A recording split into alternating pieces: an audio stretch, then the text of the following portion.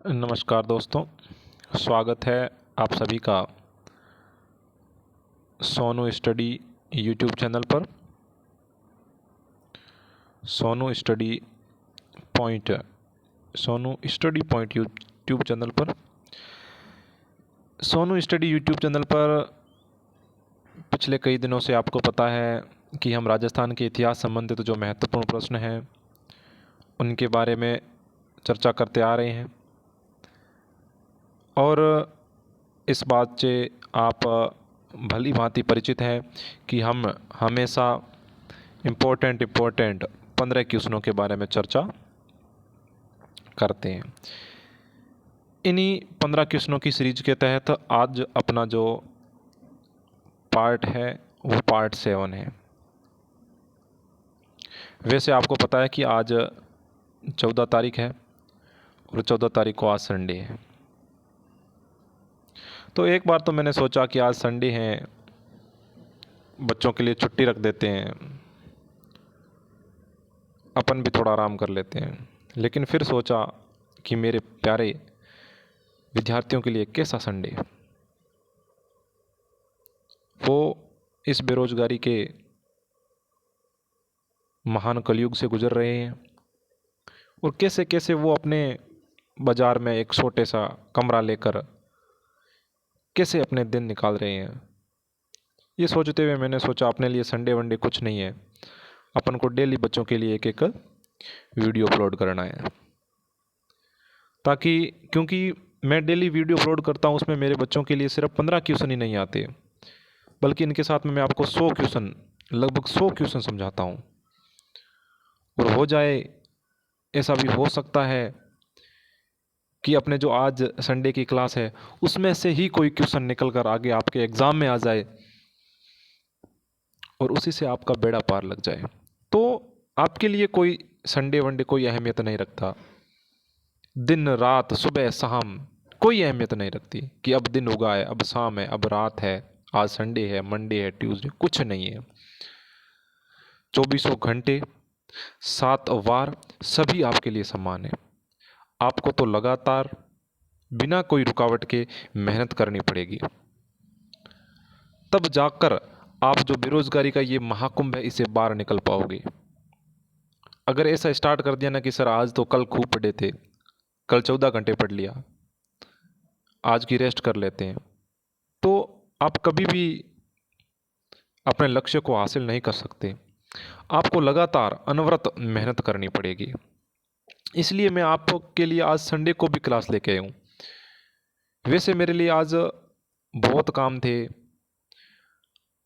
बच्चों के एग्ज़ाम चल रहे हैं, वार्षिक परीक्षाएं, उनकी कॉपियाँ भी चेक करनी थी। फिर भी मैंने सोचा कि यही भी अपना ही परिवार है, इनके लिए क्वेश्चन डालना बहुत ही ज़रूरी है। तो कैसे भी समय निकाल कर मैंने आपके लिए क्वेश्चन बनाए और वो क्वेश्चन आज संडे के दिन भी मैं लेकर आपके सामने हाजिर हूँ।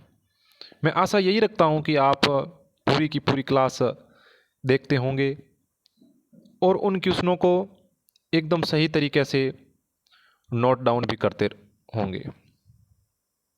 तो चलते हैं आज के अपने पहले क्वेश्चन पर बिना समय गवाए। अपना जो आज का पहला क्वेश्चन है वो ये है कि भारत का चार्ल्स मार्टिन किसे कहा जाता है। भारत का चार्ल्स मार्टिन किसे कहा जाता है, नाम सुना होगा, सरली क्वेश्चन है। तो भारत का चार्ल्स मार्टिन कहा जाता है वो बप्पा रावल को कहा जाता है। किसको कहा जाता है? बप्पा रावल को कहा जाता है। बप्पा रावल का जो काल था, शासन काल था, वो 734 ईस्वी से 753 ईस्वी तक था बप्पा रावल का कार्यकाल। मतलब वो इतने वर्ष राजा के पद पर रहे थे। अब इनको भारत का चार्ल्स मार्टिन किसने कहा था? तो सीवी वैद्य, आपने नाम सुना होगा, सीवी वैद्य। सीवी वैद्य, इन सीवी वैद्य, जिनका पूरा नाम है चिंतामणि विनायक वैद्य, इन्होंने बप्पा रावल को भारत का चार्ल्स मार्टिन कहा था। क्यों कहा था? कौन था चार्ल्स मार्टिन? तो देखो, जब राजस्थान पर, भारत पर जो मुस्लिम शासक थे वो लगातार आक्रमण कर रहे थे और उनसे अपने राजस्थान के राजपूताना के ये वीर योद्धा लोहा ले रहे थे, उसी समय गजनी का एक मुस्लिम शासक था, सलीम, नाम याद रखना, सलीम गजनी का था। गजनी का एक मुस्लिम शासक था, सलीम गजनी। ये भारत पर आक्रमण करता है, ये भारत पर आक्रमण करता है। और जब गजनी भारत पर आक्रमण करता है तो कहते हैं कि इसकी भिड़त बप्पा रावल से होती है। बप्पा रावल और सलीम का युद्ध होता है। तो बप्पा रावल सलीम को सिर्फ हराता ही नहीं है, बल्कि इसे भगाते भगाते गजनी तक ले जाता है। सलीम आगे, बप्पा रावल पीछे। ऐसे करके जो सलीम के पास गजनी की जो गद्दी थी ना, उसको भी बप्पा रावल छीन लेता है। इतना ताकतवर था बप्पा रावल। सलीम को गजनी के शासक पद से हटा देता है और बप्पा रावल वहाँ पर अपना एक भांजा था, उस भांजे को वहाँ का राजा बना देता है, वहाँ का शासक बना देता है। इसी कारण ऐसा ही काम फ्रांस या यूरोप, जो फ्रांस यूरोप में पड़ता है, वहाँ पर एक शासक था चार्ल्स मार्टिन। चार्ल्स मार्टिन कहाँ का शासक था? तो ये चार्ल्स मार्टिन, अब फ्रांस, आपको पता है कि फ्रांस यूरोप में पड़ता है, फ्रांस का शासक था चार्ल्स मार्टिन। ये भी अपने समय में वहाँ पर जो अफगान थे, मुस्लिम शासक थे, उनको हराते हैं। उसी प्रकार भारत में मुस्लिम शासकों को हराने का काम किया था बप्पा रावल ने किया था। इसीलिए बप्पा रावल की तुलना चार्ल्स मार्टिन से कर दी गई। किसने की? सीवी वैद्य या चिंतामणि विनायक वैद्य। अब जब बप्पा रावल, कलर थोड़ा चेंज कर देता हूँ क्योंकि स्पष्ट दिखाई नहीं दे रहा है, रेड कलर ठीक है। हाँ, तो जब बप्पा रावल सलीम को भगाते भगाते गजनी ले जा रहे थे, तब बीच में पाकिस्तान में एक गांव में बप्पा रावल की सेना रुकी थी। वहाँ पर रात्रि विश्राम किया था उस गांव में, और वहाँ पर बप्पा रावल की सेना रुकी थी। और जहाँ पर कोई गांव होता था, कोई क्षेत्र होता था, उसे पंजाबी में पिंड बोलते हैं। क्या बोलते हैं? पिंड बोलते हैं। तो जहाँ पर रावल की सेना जिस गांव में रुकी, उसका नाम पड़ गया रावलपिंडी। रावलपिंडी, जो कि वर्तमान में कहाँ पर है? पाकिस्तान में। तो अगर प्रश्न पूछा जाए कि पाकिस्तान का गांव रावलपिंडी का नाम राजस्थान के किस राजा के नाम पर पड़ा, तो वो अपने बप्पा रावल के नाम पर पड़ा था, क्योंकि जब वो सलीम के पीछे भागते भागते जा रहे थे तो यहाँ पर इनकी सेना रुकी थी। चलते हैं आज के नेक्स्ट क्वेश्चन की तरफ। दूसरा क्वेश्चन कि हुरडा सम्मेलन, मैंने आपको कहा था पिछले वीडियो में कि आप सिर्फ एक बार पढ़ लो कि हुरडा सम्मेलन था। उसमें अपन ने शायद कोटा के दुर्जन साल की या बूंदी के दलेल सिंह की बात की थी कि इन्होंने भाग लिया था। नहीं, करौली के गोपाल पाल की बात की थी। ठीक है, मैंने कहा था कि इन्होंने हुरडा सम्मेलन में भाग लिया था। आज बताता हूँ कि हुरडा सम्मेलन क्या था, कब हुआ था। प्रश्न तो अपना ये है कि हुरडा सम्मेलन कहाँ पर आयोजित हुआ था, हुरडा सम्मेलन का आयोजन कहाँ पर हुआ था। फिक्स मैं आपको बता दूं कि ये खासकर था क्या, तो राजस्थान में मराठों का प्रभाव लगातार बढ़ रहा था। राजस्थान में मराठों का प्रभाव लगातार बढ़ रहा था। तो इन मराठों से राजस्थान के सभी राजा परेशान थे। मराठे जिस भी रियासत पे आक्रमण करते, वहाँ से ये कर, जिसे चौथ बोलते थे, वो वसूल करके जाते थे। तो सभी राजा परेशान थे। सभी को लगता था कि यार अगर मराठों को बाहर निकाला जाए तो ठीक रहता है। लेकिन सबसे पहले इसमें जो मास्टरमाइंड, हुरडा सम्मेलन में मास्टरमाइंड मतलब मराठों के विरुद्ध राजस्थान के सभी राजाओं को इकट्ठा करने की जो दिमाग में आई थी, जो इसके मास्टरमाइंड थे, वो अपने जयपुर के या आमेर के को सवाई जय सिंह थे। कौन थे? आमेर के सवाई जय सिंह थे। आमेर के सवाई जय सिंह इसके मास्टरमाइंड थे। अब सवाई जय सिंह जी अकेले कुछ कर नहीं सकते, और उस समय राजस्थान में विशेष प्रभाव रहता था वो मेवाड़ रियासत का रहता था, क्योंकि मेवाड़ रियासत पुरानी थी, कई सालों का मेवाड़ का इतिहास था, काफ़ी ताकतवर रियासत भी थी। तो सवाई जय सिंह सीधे किसके संपर्क में आए? सीधे ये उस समय मेवाड़ के महाराणा थे अपने संग्राम सिंह सेकंड, मेवाड़ के महाराणा थे संग्राम सिंह सेकंड। ये संग्राम सिंह सेकंड के पास गए।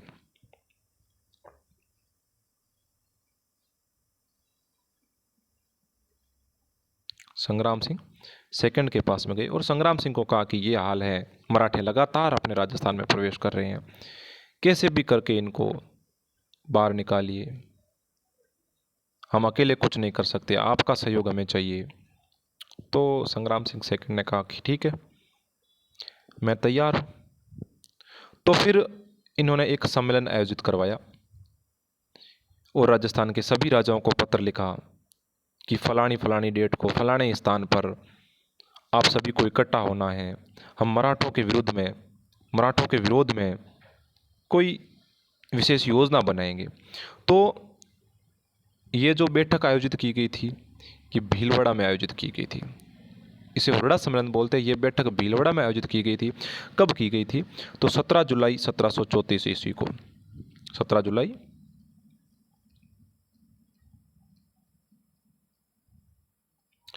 1734 ईस्वी में भीलवाड़ा में हुरडा सम्मेलन का आयोजित किया जाता है। इसका मास्टरमाइंड सवाई जयसिंह था। इन्होंने संग्राम सिंह सेकंड से बात करके ये हुरडा सम्मेलन का आयोजन करवाया था। अब इसके बाद में हुरडा सम्मेलन में कौन कौन आए थे, कहाँ कहाँ के राजा आए थे, वो भी बता देता हूँ। हुरडा सम्मेलन में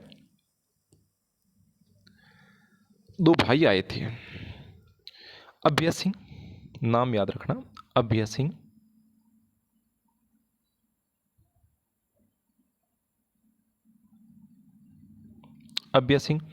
मारवाड़ के, बख्त सिंह नागौर के। ये दोनों भाई थे, अभय सिंह और बख्त सिंह। जोरावर सिंह बीकानेर के,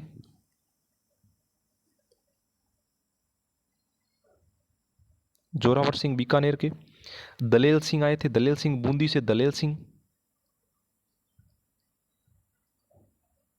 सिंह बूंदी से। दुर्जन साल आए थे कोटा से। सभी नाम नोट डाउन करते रहना, इंपॉर्टेंट है, कभी पूछा जा सकता है कि निम्न में से कौन सा राजा या कौन सा शासक ने हुरडा सम्मेलन में भाग नहीं लिया था, तो आपको याद रखना जरूरी है कि फिर दुर्जन साल आगे कोटा से। राज सिंह आए थे किशनगढ़ से, राज सिंह किशनगढ़ से। और एक अपने गोपाल पाल करौली से। तो सर सवाई जय सिंह और संग्राम सिंह वो नहीं आए। तो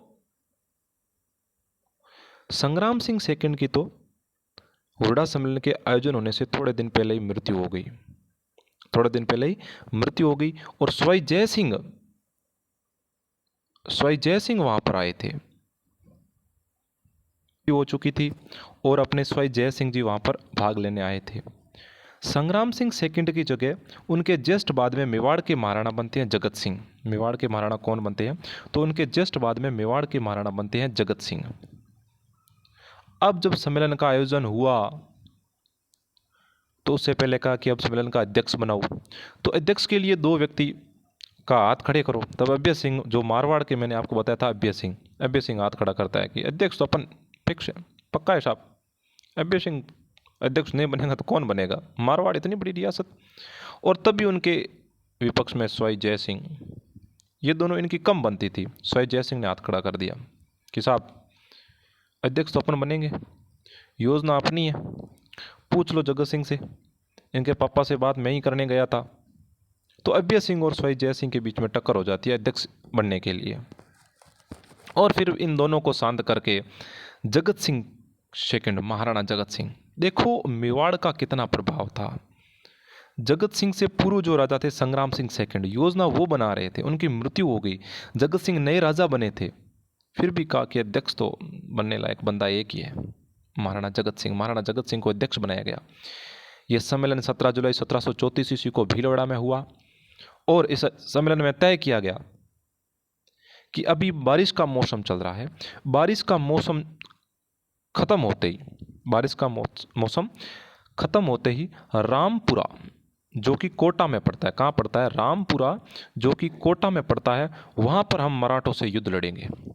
स्थान फिक्स हो गया, डेट आ गई। अब वहाँ पर मराठों से युद्ध लड़ने के लिए ज़्यादातर राजा नहीं गए, क्योंकि इन राजाओं में भी उस समय ईर्ष्या का भाव था। एक दूसरे के झंडे के नीचे नहीं लड़ना चाहते थे। अध्यक्ष महाराणा जगत सिंह को बना दिया, मतलब सभी राजाओं को इनके पीछे चलना था। और उस समय राजा जी इतना सहन नहीं कर पाते थे कि हम दूसरे रियासत के झंडे के नीचे युद्ध लड़े। तो ज़्यादातर राजा आए नहीं, जगत सिंह अकेले युद्ध लड़े थे और उसमें मराठों की विजय हो जाती है।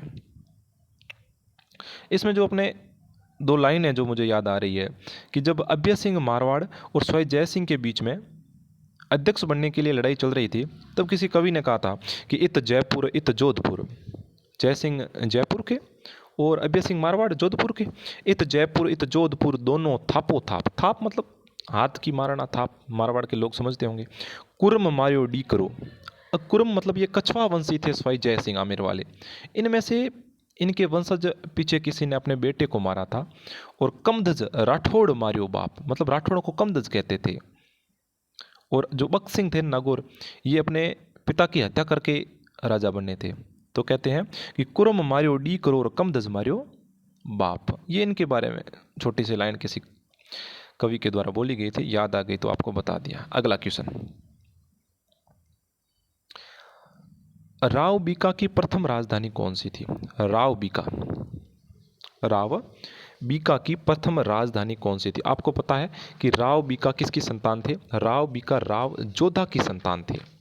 अब जब राव जोधा से अलग होकर ये नई अपनी रियासत की स्थापना करने के लिए बीकानेर की तरफ चले जाते हैं, तो इन्होंने बीकानेर से पहले सर्वप्रथम अपनी राजधानी किसको बनाया था? तो इन्होंने सर्वप्रथम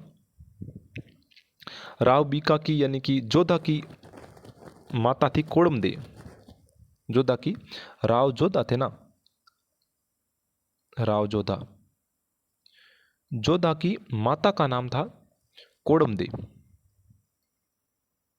कोड़मदे। और ये कोड़मदेसर की रहने वाली थी। कभी जोधा जी के साथ में युद्ध लड़ते हुए राव बीका यहाँ पर गए थे और कोड़मदे में, यहाँ पर कोड़मदेसर में रुके थे, तो इनके लिए ये परिचित गांव था। इसलिए राव बीका ने बीकानेर में जाते ही अपनी सर्वप्रथम जो राजधानी बनाया था वो कोड़मदेसर को बनाया था। तो अगर प्रश्न पूछे कि राव बीका की प्रथम राजधानी कौन सी थी, तो वो कोड़मदेसर थी। यही कोड़मदेसर में 1472 ईस्वी में 1472 ईस्वी में इन्हें बीकानेर का शासक घोषित कर दिया जाता है। इसके बाद में 1488 ईस्वी में इन्होंने बीकानेर की स्थापना की थी और अपनी राजधानी किसको बना लेते हैं? बीकानेर को बना लेते हैं। सिंपल सा क्वेश्चन है, याद रखना। राव बीका की प्रथम राजधानी कोड़मदेसर थी। अगला क्वेश्चन, बीसलपुर बांध। बीसलपुर बांध का निर्माण किसने करवाया था? बीसलपुर बांध का निर्माण किसने करवाया था? बीसलपुर बांध और इसके साथ साथ में इस शासक ने बीसलपुर नाम का कस्बा भी बसाया था।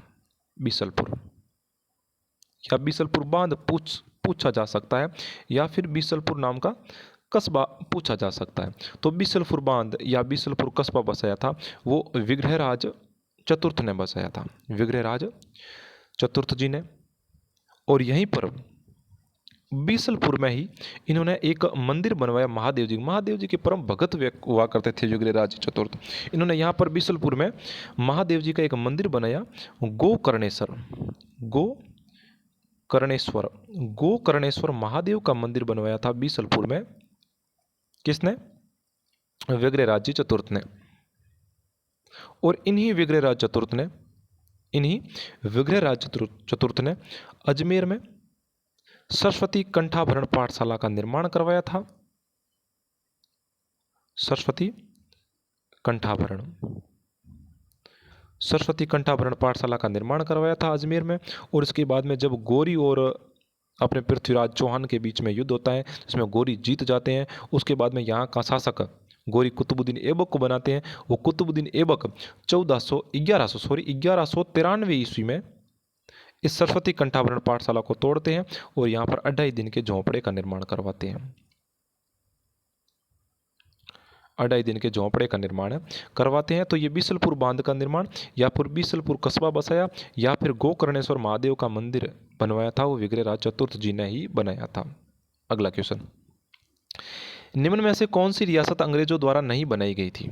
आपको ऑप्शन में 4 रियासतें दिखाई दे रही हैं। अंग्रेजों के आने के बाद में भी जब दो राजाओं के बीच में लड़ाई होती थी तो अंग्रेज ज़्यादातर क्या करते थे, रियासतों को अलग कर देते थे। जैसे कि कोई बड़ा सामंत है, वो राजा के विरोध में आ गया तो अंग्रेज दोनों से अपनी अच्छी बना के रखते थे और सामंत को कहते थे कि तू अलग अपनी रियासत बना ले, तो वो अपने क्षेत्र से अलग रियासत बना देता था। इसी प्रकार अंग्रेजों ने राजस्थान में निम्न में से कौन सी एक रियासत नहीं बनाई थी? बांसवाड़ा, धौलपुर, टोंक या झालावाड़।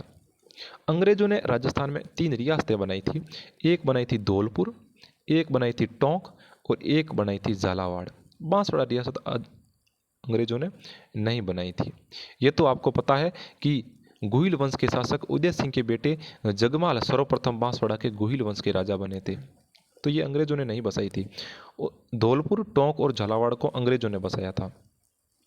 झालावाड़ के बारे में देखो, झालावाड़ ये राजस्थान की अंतिम कहो या राजस्थान की नवीन कहो, राजस्थान की अंतिम या फिर आप कह सकते हो कि यह राजस्थान की नवीन रियासत थी। क्या थी? यह राजस्थान की नवीन रियासत थी। क्या हुआ था कि कोटा के शासक राम सिंह सेकंड के समय, कोटा के जब शासक राम सिंह सेकंड थे उसके समय यहाँ के जो सामंत थे मदन सिंह झाला, मदन सिंह झाला ये बगावत कर देते हैं कि मुझे तो इनके साथ में नहीं रहना, हम झाला अलग है, हमारी अलग रियासत होनी चाहिए। तो 1838 ईस्वी में अंग्रेजों ने अपनी झालावाड़ रियासत को मान्यता प्रदान कर दी थी। तो याद रखना कि बांसवाड़ा अंग्रेजों द्वारा नहीं बनाई गई थी। धौलपुर, टोंक और झालावाड़ रियासत का गठन अंग्रेजों द्वारा ही किया गया था। अगला क्वेश्चन, जहांगीर की पत्नी मानबाई राजस्थान के किस राजा की बेटी थी? राजस्थान के कई राजा थे जिन्होंने अपने संबंध, वैवाहिक संबंध मुगलों के साथ स्थापित किए। उसमें मैं आपको बता दूं कि जहांगीर की 2 पत्नियां थी। जहांगीर की 2 पत्नियां थी। वैसे तो पत्नियां खूब हुआ करती थी, लेकिन जहांगीर की 2 पत्नियां थी, एक मानबाई और एक मानीबाई। 2 नाम थे, एक मानबाई एक मानीबाई। इन दोनों का संबंध था वो राजस्थान से था। देखो, एक तो आपके ये लिखा हुआ मानबाई, मानबाई, और एक मैं लिख देता हूं इधर मानीबाई, ये मानीबाई। अब जहांगीर की पत्नी मानबाई यह है आमेर के राजा भगवंत दास की बेटी थी। आमेर के राजा, ये कहाँ के राजा थे? याद रखना, आमेर के राजा भगवंत दास की बेटी थी। और इनका उपनाम था, वो था शाही बेगम। शाही बेगम इनका उपनाम था, वो शाही बेगम था।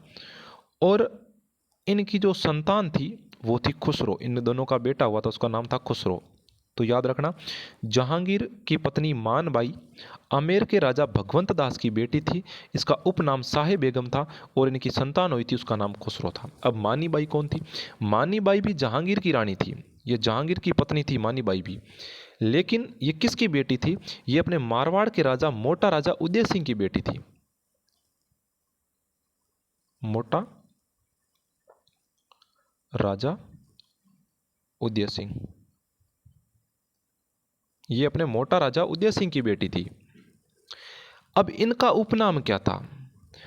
ध्यान रखना, मानबाई का उपनाम शाही बेगम था, जबकि मानीबाई का उपनाम था, वो आपने सुना होगा, जगत गोसाई या जोधाबाई था। आप जो टीवी में सीरियल देखते हो जोधा अकबर, वो जोधाबाई ये थी। इनका विवाह जहांगीर से हो रखा था। इन्हें जगत गोसाई या फिर जोधाबाई कहा जाता है, जोधाबाई। ये मारवाड़ के राजा मोटा राजा उदय सिंह की बेटी थी। और इनका जो बेटा हुआ था, मतलब जहांगीर और मानी बाई का जो बेटा था, उसका नाम था खुर्रम या शाहजहां। खुर्रम या फिर जिसे हम आगे शाहजहां कहते हैं, जो कि अगले शासक बने थे।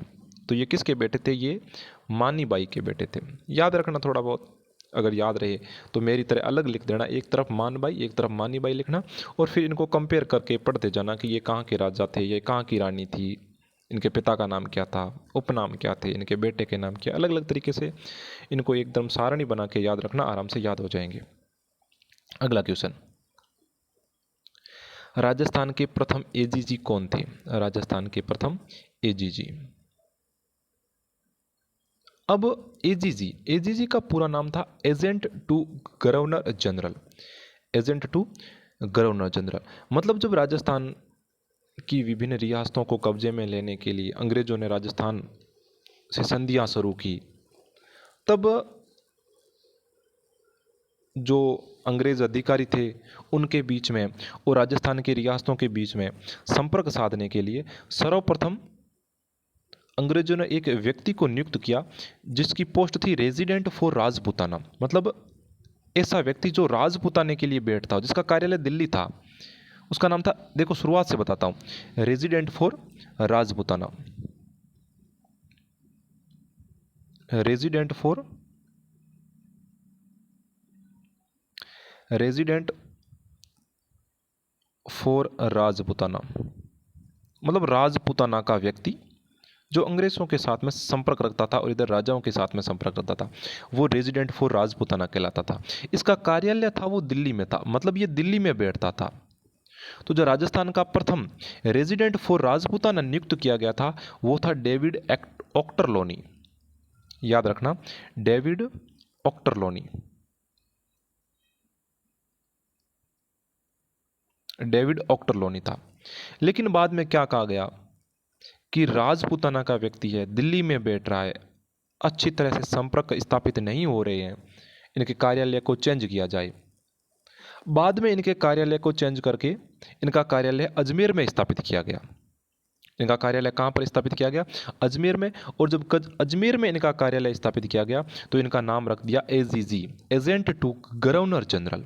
वह व्यक्ति जो गवर्नर जनरल द्वारा राजस्थान में नियुक्त किया गया, उसका नाम था एजेंट टू गवर्नर जनरल।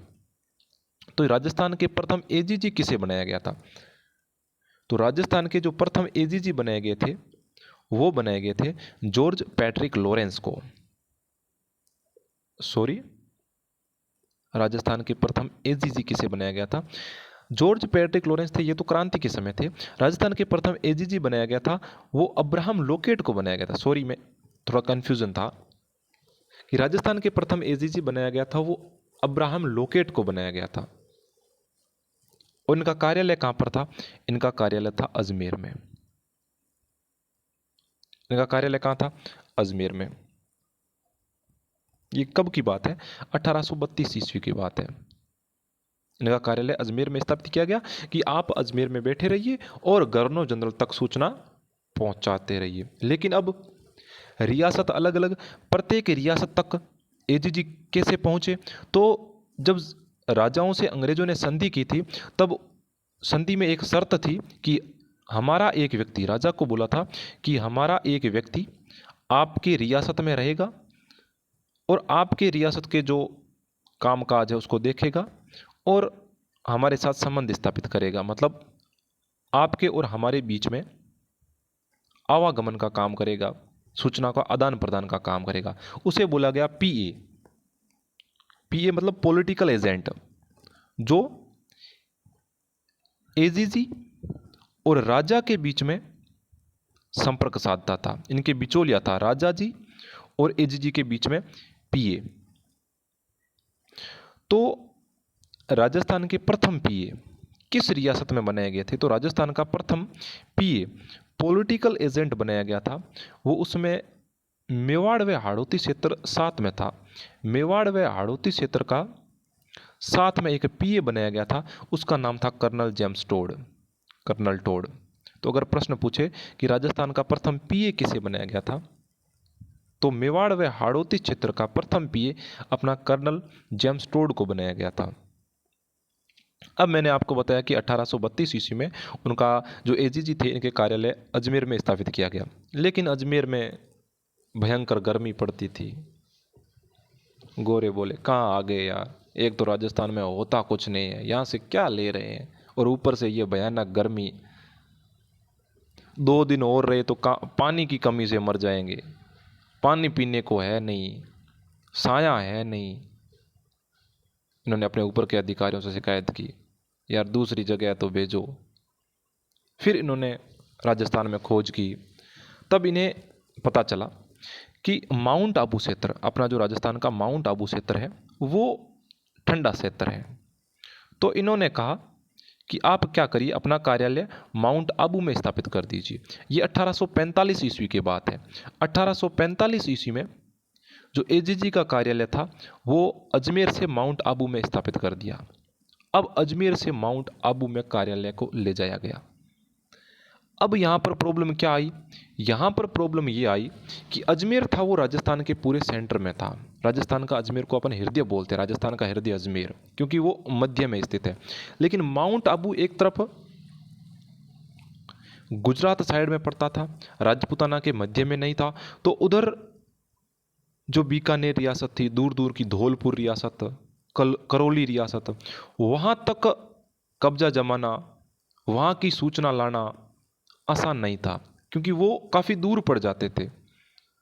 तो इसी समस्या का समाधान करने के लिए इन्होंने क्या किया, 1864 ईस्वी में 1864 ईस्वी में 6 महीनों का कार्यालय बना दिया कि गर्मियों के 6 महीने में तो रहेंगे माउंट आबू और सर्दियों के 6 महीने में रहेंगे अजमेर। ये कार्यालय आपको पता है 1857 की क्रांति के बाद में चेंज किए गए थे। 1857 की क्रांति के समय माउंट आबू ही था, माउंट आबू में ही था। और जब राजस्थान में इतनी क्रांति हुई, उनको दबाने के लिए उनको अंग्रेजों को कई प्रयास करने पड़े, मुश्किल से क्रांति दबी। तब इन्हें पता चला कि क्रांति नहीं दबने का मुख्य कारण यही था कि हम राजस्थान के एक हिस्से में जाकर बैठ गए, एक कोने में जाकर बैठ गए, जहाँ से हम पूरे राजस्थान पर नियंत्रण नहीं रख सकते। उसके बाद में 1864 ईस्वी में चेंज किया गया और कार्यालय को 6 महीने के लिए बनाया गया। अगला क्वेश्चन, बिजूलिया किसान आंदोलन के तृतीय चरण का नेतृत्व किसने किया था? बिजूलिया किसान आंदोलन के तृतीय चरण का नेतृत्व किसने किया था? तो बिजूलिया किसान आंदोलन के प्रथम चरण के तो साधारण से वहीं के नेता थे साधु सीताराम दास, साधु सीताराम जी दास थे। और उसके बाद में जो द्वितीय चरण आया, उस द्वितीय चरण में जो नेता रहे वो विजय सिंह जी पथिक। और द्वितीय चरण में तो बिजूलिया किसान आंदोलन ऊंचाइयों पर रहा था, काफी चर्चा थी इस आंदोलन की। अपने बिजूलिया किसान आंदोलन के तृतीय चरण का नेतृत्व किसने किया था? प्रथम चरण का तो साधु सीताराम दास ने किया था और वहाँ के स्थानीय नेता थे। द्वितीय चरण में विजय सिंह जी पथिक जुड़ गए थे, आंदोलन ऊंचाइयों पर था। तृतीय चरण का नेतृत्व किसने किया था? हमें पता है कि 1927 तक आते आते विजय सिंह जी पथिक और रामनारायण चौधरी के बीच में टकराव हो गया था, इसलिए ये दोनों आंदोलन से अलग हुए थे। पथिक जी और माणिक्यलाल जी वर्मा के बीच में बननी बंद हो गई थी, पथिक जी और रामनारायण जी चौधरी के बीच में बननी बंद हो गई थी, तो ये आंदोलन से अलग हो गए। और जो तृतीय चरण का काल था वो 1923 से लेकर 1941 तक था। तो अब वहाँ के किसानों को एक नेता चाहिए और किसान नेता की खोज में महात्मा गांधी से मिले, गांधी जी से, कि गांधी जी आंदोलन ऐसे ही दौड़ रहा है, अब कोई नेता नहीं है, आपके पास कोई योग्य नेता हो तो भेजो। तो गांधी जी ने कहा कि मैं आपके लिए एक नेता की व्यवस्था करता हूँ। गांधी जी ने जमनालाल जी बजाज को बोला कि जमनालाल जी बजाज आप जाइए और बिजोलिया किसान आंदोलन का नेतृत्व कीजिए। लेकिन जमनालाल बजाज जी तो गर्मी से वैसे भी परेशान थे, इन्हें पता था कि राजस्थान में कैसी गर्मी है, तो इन्होंने आने का ज़्यादा मन नहीं बनाया। और जमनालाल जी बजाज ने संपर्क किया हरिभाऊ उपाध्याय से। किसे किया? हरिभाऊ उपाध्याय से किया। और हरिभाऊ उपाध्याय से बोला कि आप जाओ और बिजोलिया किसान आंदोलन का नेतृत्व करो। तो जमनालाल जी बजाज के कहने पर हरिभाऊ उपाध्याय आए और इन्होंने बिजोलिया किसान आंदोलन के तृतीय चरण का नेतृत्व किया था। हर एग्जाम में बिजोलिया किसान आंदोलन से लगभग प्रश्न आता है, क्योंकि ये सबसे लंबा चलने वाला और एकदम संगठित आंदोलन था। इसके एक एक नहीं, दो दो, तीन तीन चरण थे। तीन तीन चरणों में अलग अलग नेता थे, जुड़ते गए हटते गए, जुड़ते गए हटते गए, लेकिन आंदोलन लगातार अनवरत चलता रहा। बिजोलिया में सामंत भी चेंज होते रहे। इसीलिए एग्जाम के पॉइंट ऑफ व्यू से बिजोलिया किसान आंदोलन उनके मन पसंदीदा सवालों का एक पिटारा है। यहाँ से वो जरूर क्वेश्चन पूछते हैं, एक दो हर एग्जाम में आता है। लगभग अगर आप किसान आंदोलन को पढ़ रहे हो तो अगर आपने बिजोलिया किसान आंदोलन पढ़ लिया तो ये मान सकते हो कि सर लगभग 50% क्वेश्चन वहीं से आने का चांस रहता है। बाकी आंदोलन 50%, बिजोलिया किसान आंदोलन 50%। इतना इंपॉर्टेंट किसान आंदोलन था। और हमें भी पता है कि जो संगठित रहता है, जो एकत्रित रहता है, उसका महत्व होता है। ये संगठित रहे थे यहाँ के किसान। चलते हैं अगले क्वेश्चन की तरफ। अगला क्वेश्चन है, राजपूताना मध्य भारत सभा की स्थापना कहाँ की गई थी? कब की गई थी मैंने नहीं पूछा, बहुत पुराना क्वेश्चन हो चुका है। याद कर लिया बच्चों ने, एक बार नहीं, दो बार नहीं, 10-10 बार रट लिया है। सबको पता है कि सर राजपूताना और मध्य भारत सभा की स्थापना, पहले तो बताओ कि क्यों गई थी। एक दिन मैंने आपको और बताया था कि उस समय जो ब्रिटिश इंडिया थी, ब्रिटिश इंडिया था, वहाँ के मामलों की, वहाँ की जनता की आवाज़ों को उठाने के लिए कांग्रेस कार्यरत थी। लेकिन जो राजस्थान में और मध्य भारत में जो रियासती भारत था, वहाँ पर इनकी मांगों को उठाने वाली कोई संस्था नहीं थी। तो राजस्थान और मध्य भारत के नेताओं ने ऐसी एक सभा, ऐसी एक संस्था बनाने की सोची। उसी के तहत 1918 ईस्वी में दिल्ली में कांग्रेस का सम्मेलन चल रहा था।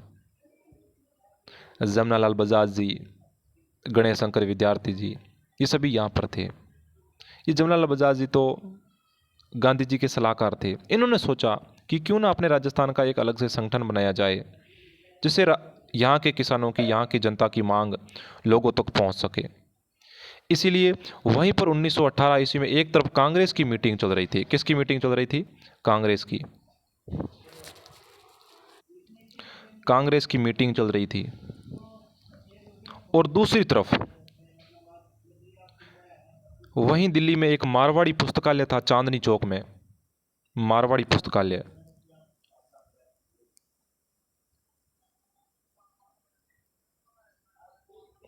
मारवाड़ी पुस्तकालय था, चांदनी चौक दिल्ली में पड़ता है। वहीं पर इन्होंने राजस्थान के स्थानीय नेताओं, मध्य भारत के स्थानीय नेताओं को इकट्ठा किया और राजपूताना मध्य भारत सभा का गठन किया 1918 ईस्वी में।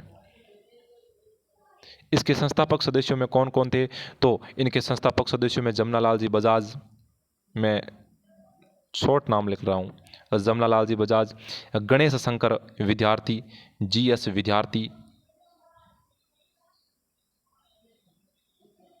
विद्यार्थी, विजय सिंह जी पथिक और चांदकरण शारदा। ये संस्थापक सदस्यों में थे, जमनालाल जी बजाज, गणेश शंकर विद्यार्थी, विजय सिंह पथिक और चांदकरण शारदा। अब बात आई कि अपने इसका कार्यालय कहाँ पर रखा जाए। तो कहा कि जो अपने गणेश शंकर जी विद्यार्थी हैं वो मुख्यतः कानपुर के थे। कहा कि ये निकमे ही हैं, तो क्या करते हैं, अपने कानपुर में इसका कार्यालय रख देते हैं ताकि गणेश शंकर जी विद्यार्थी इसकी देखरेख या कार्यालय को संभालते रहेंगे। तो जो राजपूताना मध्य भारत सभा थी, उनका पहला कार्यालय कानपुर में स्थापित किया गया और वहाँ पर मारवाड़ी बनिए लोग भी थे, तो वो सहायता भी करते थे। लेकिन बाद में इसका कार्यालय कानपुर से हटाकर अपने अजमेर में लाया गया। तो इसका जो दूसरा कार्यालय था वो अजमेर में स्थापित किया गया था। तो ये थी अपनी राजपूताना मध्यपार सभा। इसकी स्थापना 1918 ईस्वी में की गई थी। और इसकी स्थापना कहाँ पर की गई थी? तो चौथा ऑप्शन है दिल्ली, दिल्ली में की गई थी। अगला क्वेश्चन शायद आपने पढ़ा होगा या नहीं पढ़ा होगा, आप भूल गए होंगे, लेकिन इंपॉर्टेंट क्वेश्चन है, आपको भूलना नहीं चाहिए था कि तोल आंदोलन किस रियासत के द्वारा चलाया गया था। अगर आपने मारवाड़ रियासत के बारे में, वहाँ के आंदोलनों के बारे में पढ़ा है, तो आपको जरूर पढ़ाया होगा कि तोल आंदोलन किस रियासत के द्वारा चलाया गया था। तोल आंदोलन किस रियासत के द्वारा चलाया गया या किस रियासत में चलाया गया था। सॉरी, के द्वारा से अच्छा क्वेश्चन ये हो सकता है कि तोल आंदोलन का संबंध किस रियासत से था। तोल आंदोलन का संबंध किस रियासत से था, ये क्वेश्चन अच्छा हो सकता है उसकी बजाय। तो मारवाड़ सेवा संघ द्वारा यह तोल आंदोलन चलाया गया था। मारवाड़ सेवा संघ द्वारा हुआ क्या था कि मारवाड़ सरकार के एक मंत्री थे, उन मंत्री का नाम था श्याम बिहारी। क्या नाम था? श्याम बिहारी। ये श्याम बिहारी जी क्या करते हैं? अपना दिमाग यूज करते हैं और इन्होंने कहा कि साहब ब्रिटिश इंडिया में, तो मतलब जहाँ पर अंग्रेजी भारत है, वहाँ पर एक शेर, मतलब पहले एक वजन तोलने की इकाई थी एक शेर। उन्होंने कहा वहाँ पर एक शेर का वजन 80 तोले है और यहाँ पर मारवाड़ में 100 तोले हैं। अपन क्या करते हैं, 100 तोले से 80 तोले कर देते हैं। तो इस श्याम बिहारी जी ने क्या किया कि मारवाड़ में ये नियम लागू किया कि मारवाड़ में आज से एक शेर का वजन 100 तोले ना होकर 80 तोले किया जाता है। तो वहाँ की जनता ने और वहाँ का जो स्थानीय संघ था मारवाड़ सेवा संघ, उसमें अपने व्यास जी, दुर्गा शंकर जी, प्रयागराज भंडारी जी ये विरोध कर देते हैं कि नहीं साहब गलत चीज़ है, मारवाड़ में एक शेर 100 तोले का ही रहेगा। और वो बोलने लगे कि श्याम बिहारी कच्चा है, मारवाड़ का तोल पक्का है, श्याम बिहारी कच्चा है, मारवाड़ का तोल पक्का है। तो फिर मारवाड़ सेवा संघ के द्वारा, इनके विभिन्न संस्थापक सदस्यों द्वारा, अन्य जनता द्वारा विरोध करने के बाद में वापस मारवाड़ में जो एक शेर का वजन 100 तोले कर दिया जाता है। तो इस तोल आंदोलन का संबंध था वो मारवाड़ रियासत से था। मैं आपको एक बीच में चीज़ बता रहा था, मारवाड़ सेवा संघ। याद रखना, मारवाड़ सेवा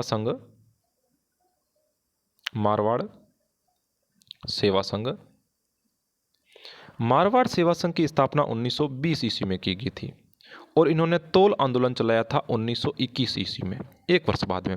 संस्थापक सदस्य कौन थे? जयनारायण व्यास जी, दुर्गा शंकर जी और प्रयागराज भंडारी, ये मारवाड़ सेवा संघ के संस्थापक सदस्य थे। चलते हैं नेक्स्ट क्वेश्चन की तरफ। रास्तापाल घटना सुना होगा आपने, जरूर सबने सुनी है। अपने जो पहली दूसरी क्लास है उसमें से ही अपन को ये पढ़ाया जा रहा था और आज भी पढ़ाते आ रहे हैं कि काली बाई थी, उन्होंने इसको बचाया, सेंगा बाई को बचाया, नाना भाई को बचाया। ये रास्तापाल की घटना हुई कब थी? तो पहले तो बता दूं, मैंने एक दिन आपको पढ़ाया था प्रयाण सभाओं के बारे में। उसके अंदर मैंने आपको रास्तापाल घटना पढ़ाई थी कि डूंगरपुर प्रजामंडल के राजा थे लक्ष्मण सिंह। डूंगरपुर प्रजामंडल के राजा थे लक्ष्मण सिंह।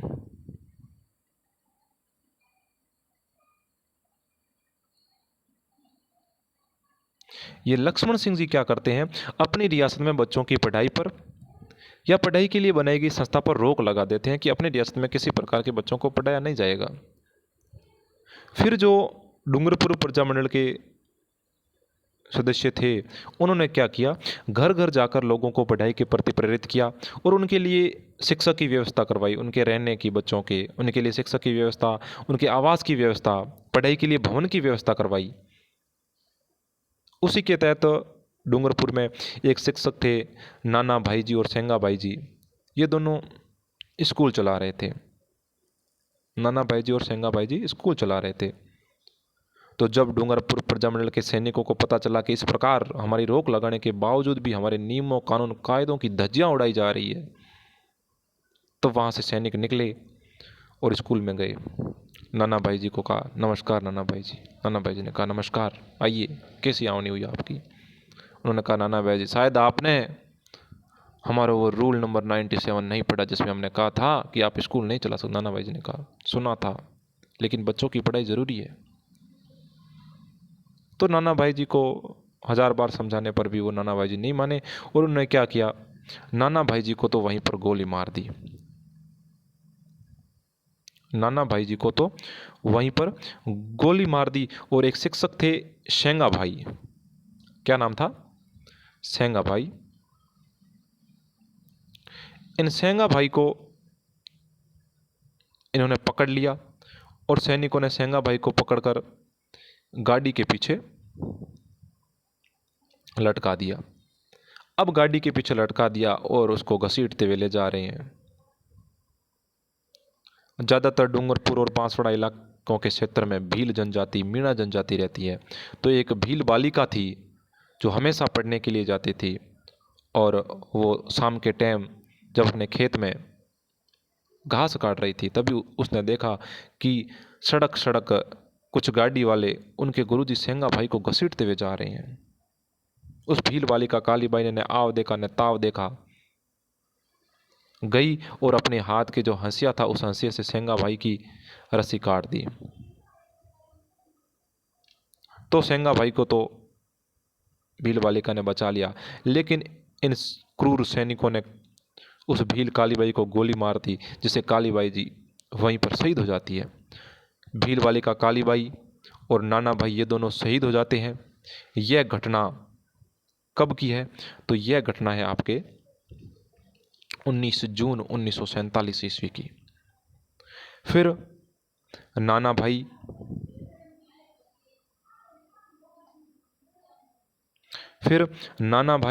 व काली बाई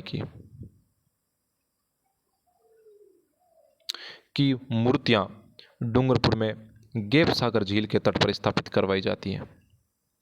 गैप सागर झील के तट पर स्थापित करवाई जाती हैं। तो यह रास्तापाल घटना कब हुई थी? 19 जून 1947 ईस्वी को हुई थी। याद रखना, वो प्रयाण सभाएं जो डूंगरपुर प्रजामंडल के लोगों द्वारा चलाई जा रही थी। अगला क्वेश्चन, राजस्थान के एकीकरण के समय मेवाड़ के महाराणा भूपाल सिंह को कितना प्रीवी पर्स देना तय हुआ था? जब राजस्थान की विभिन्न रियासतों को राजस्थान के अंदर सम्मिलित किया जा रहा था, जो व्यक्ति आज तक राजा थे, आज के बाद में वो सिंपल व्यक्ति बनने वाले थे, उनका कुछ बस नहीं चलने वाला था।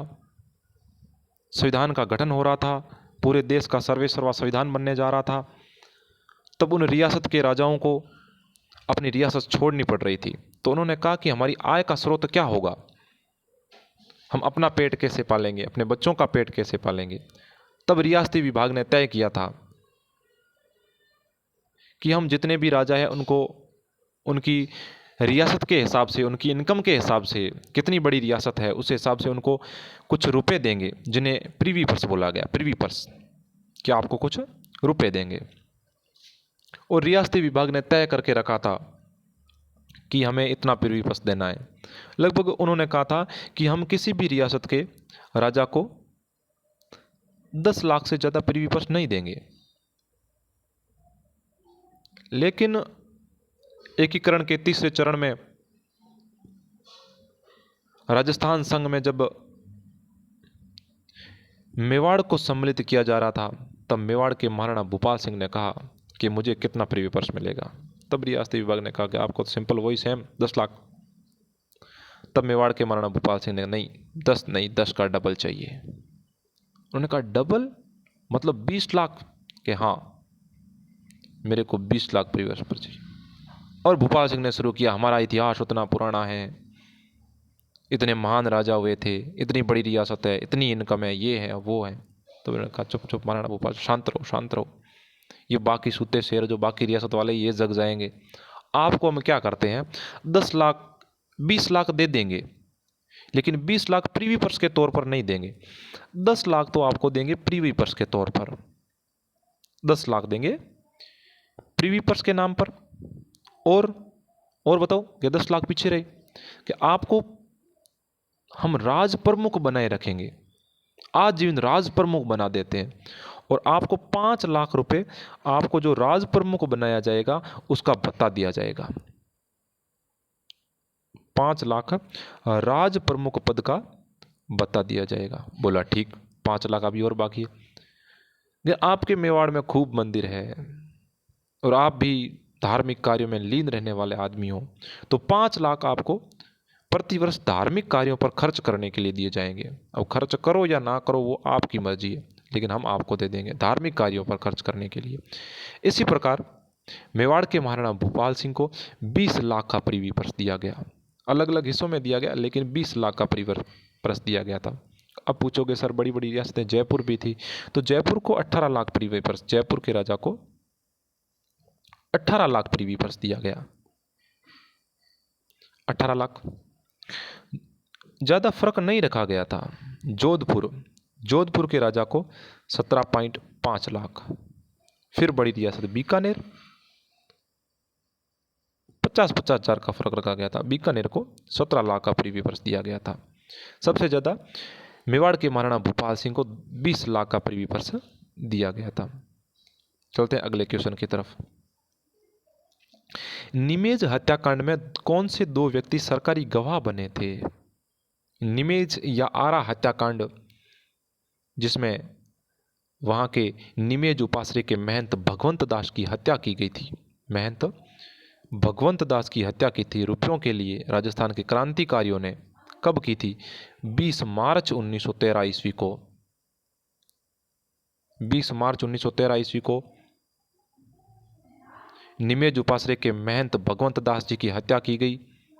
जब दोषियों को पकड़ा गया तो उसमें मुख्य आरोपी कौन कौन थे? तो उसमें मुख्य आरोपी थे, वो थे मोतीचंद। देखो मैं मुख्य आरोपी के नाम लिखवा रहा हूं आपको।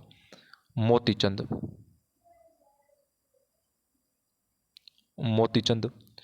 माणकचंद, माणकचंद, जयचंद। ये चंद मिलकर भगवंत दास के पीछे पड़े थे। जयचंद, विष्णुदत्त, ये शिक्षक थे। अर्जुन लाल सेठी ने जो वर्धमान पाठशाला की स्थापना की थी उसमें ये शिक्षक थे। मैंने आपको अर्जुन लाल सेठी के बारे में ये शायद नहीं बताया था कि अर्जुन लाल सेठी ने एक वर्धमान पाठशाला की स्थापना और की थी। उस वर्धमान पाठशाला के शिक्षक थे विष्णु दत्त। और कौन थे? जोरावर सिंह बारठ। ये सभी उसमें मुख्य आरोपी थे। था कि महंत भगवंत दास की हत्या में इन लोगों का नाम हो सकता है। अब इसमें इनका क्या किया गया? तो जो मोतीचंद थे, इनको तो मोतीचंद को तो दी गई थी फांसी। मोतीचंद को क्या दी गई थी? मोतीचंद को दी गई थी फांसी।